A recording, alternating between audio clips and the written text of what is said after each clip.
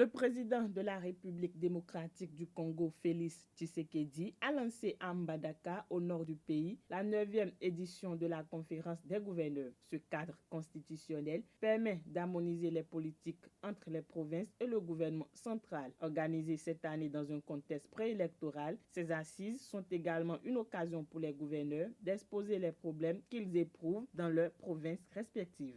Au Liban, face à la vague de criminalité qui sévit dans le pays en raison de la crise économique et à l'approche des fêtes de fin d'année, les autorités libanaises ont mis en œuvre un vaste plan de sécurité sur l'ensemble du territoire. C'est le plus important dispositif de sécurité mis en place au Liban depuis le début de la crise fin 2019. Des agents et des militaires seront postés devant quelques 390 églises à Beyrouth et dans les grandes villes pour rassurer les fidèles durant les cérémonies religieuses. À Bruxelles, la justice a décidé de maintenir en détention la députée grecque Eva Kaili, ancienne vice-présidente du Parlement européen, figure centrale du scandale de corruption désormais baptisé Qatargate, mais touchant aussi le Maroc. À l'audience, le juge n'a pas cédé à la demande de ses avocats de la remettre en liberté. À l'instar de son compagnon, elle restera donc en détention pour au moins un mois au bloc des femmes de la prison de Harren dans le nord de Bruxelles. Au Venezuela, la période des fêtes s'annonce agitée pour Juan Guaido, qui s'était autoproclamé président par intérim il y a 4 ans avec le soutien de l'opposition. L'objectif était de faire pièce au gouvernement de Nicolás Maduro.